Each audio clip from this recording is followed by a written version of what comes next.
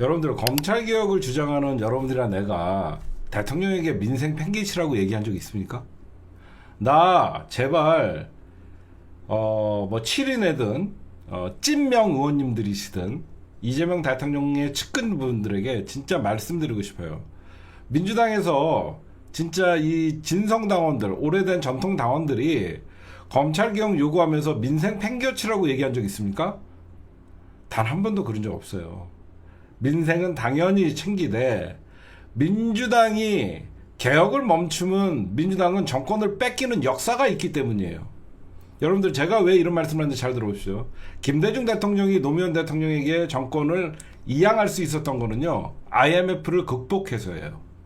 그 당시에는 개혁보다는 IMF 극복이라는 시대적 상황에 김대중 대통령이 극복을 했기 때문에 노무현이라는 정권이 있었어요. 그렇죠?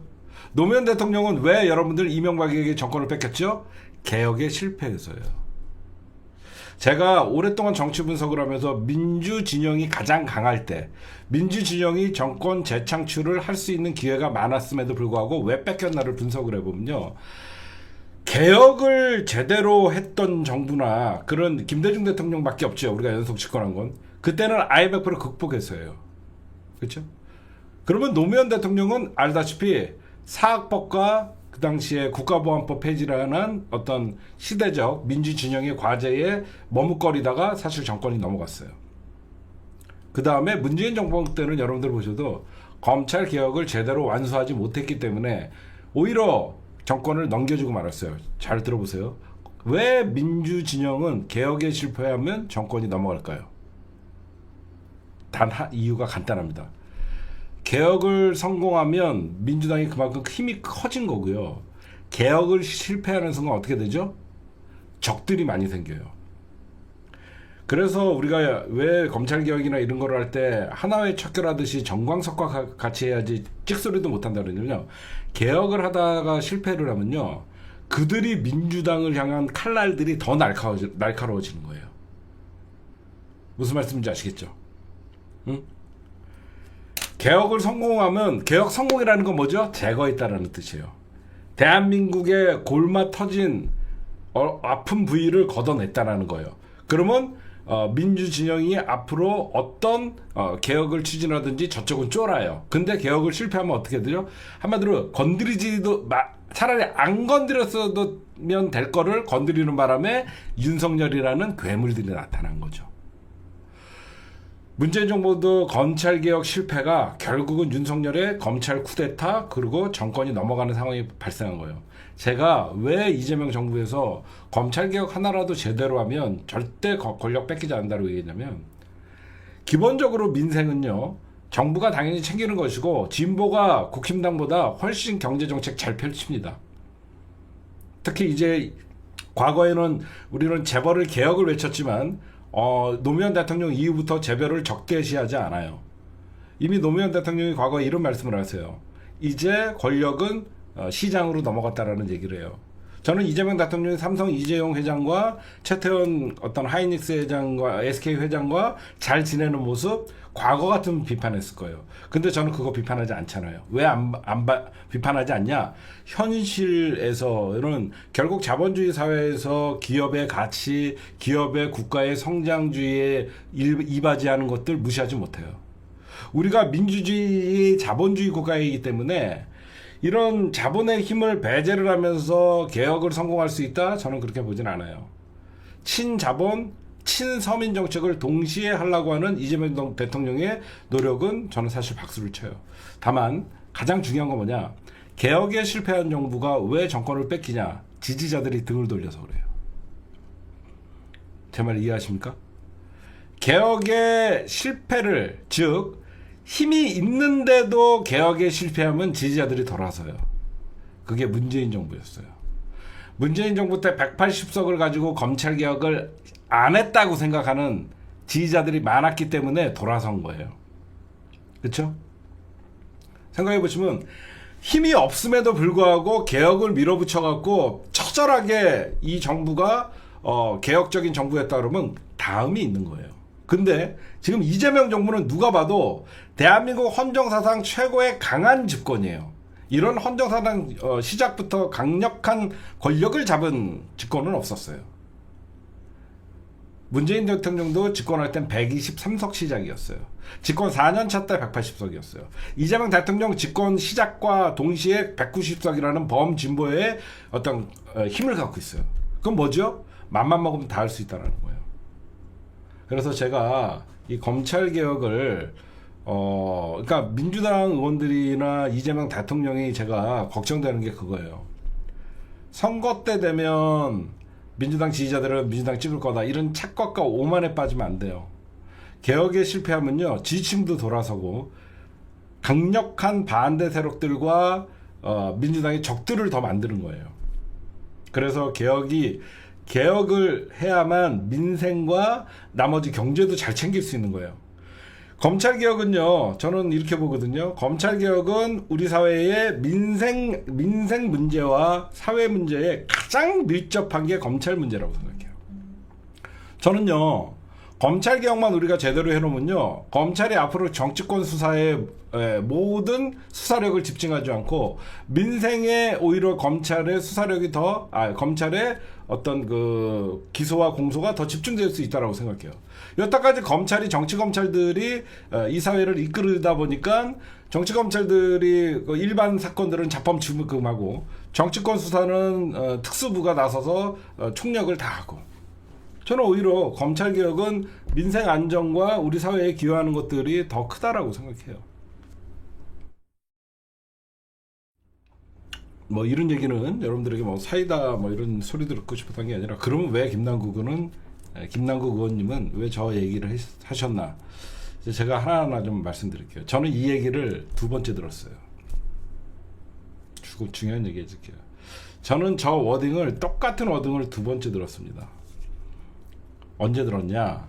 6.3 지방선거가 끝나고 제가 김남국 의원님한테 축하한다고, 재선 축하한다라고 얘기했어요. 그랬더니 김남국 의원님이 이거와 똑같은 얘기를 하는 거예요, 저한테. 형님, 그러면서 이번에 선거 때 우리 지역구에서 검찰개혁 얘기하는 사람 아무도 없었어요. 지금 먹고 사는 문제가 심각한데 지금 언제까지 민주당은 검찰개혁이나 이런 것들에 매달려 있어야 되냐고. 제가 그걸 들으면서 맞는 얘기예요. 그렇죠?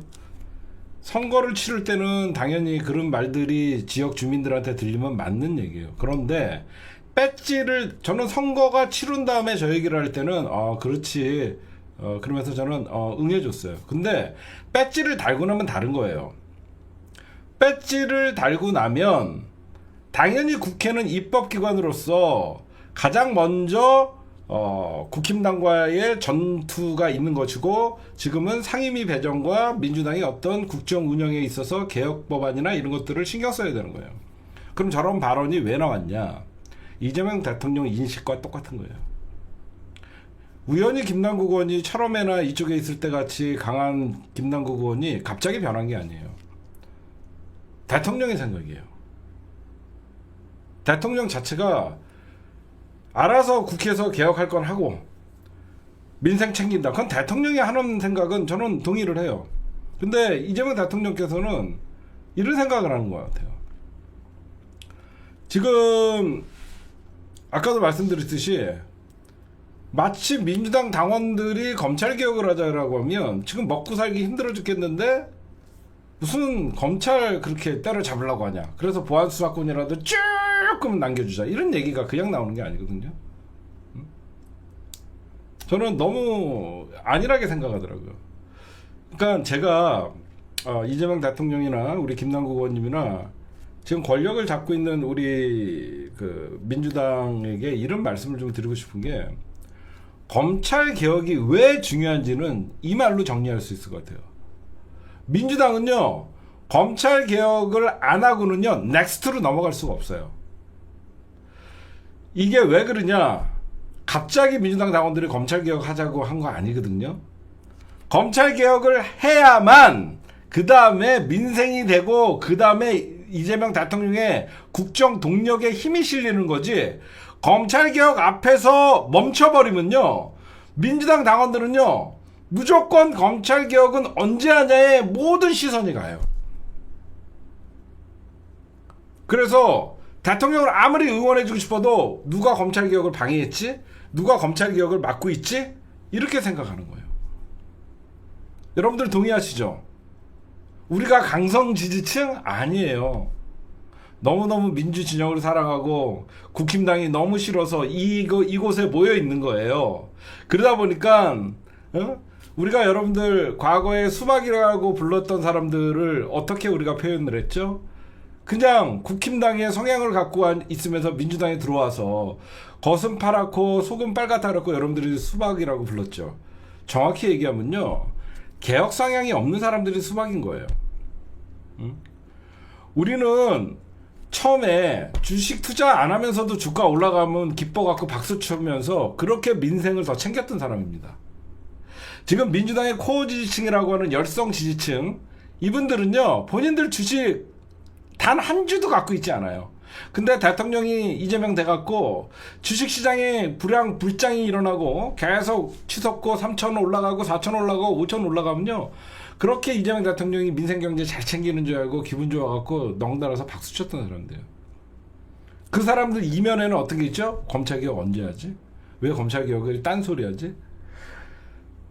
그러니까 자꾸 이재명 대통령의 측근들이 도대체 언제까지 검찰개혁 말하나 이런 말들이 나오는 순간요, 사람들은 실망하고 좌절해요. 분명히 말씀드리는데요, 민주당 전통적 지지자들은요 검찰개혁을 안 하고서는 다음이 없다라고 생각해요. 그쵸? 저는 그렇거든요. 검찰개혁은 기본으로 해달라고 이재명을 뽑은 거예요. 근데 그것도 기본적으로 안 하니까 우리가 지금 뭐지 하면서 이재명 대통령에게 지금 퀘스천 마크를 짓는 거거든요. 제발 어렵지 않아요. 도대체 언제까지 검찰개혁을 말하나 바꿔서 말씀드릴게요. 민주진영의 민주당 당원들이 언제까지 검찰개혁을 말해야 하나가 정확한 표현입니다. 그쵸? 제발 좀 하라는 뜻입니다. 의원이 당원들을 향해서 이런 말을 쓰면 안 돼요. 언제까지 검찰개혁 말하나가 아니라 오히려 당원들이 의원들한테 도대체 언제까지 검찰개혁 해달라고 말해야 하나? 이게 맞는 거죠.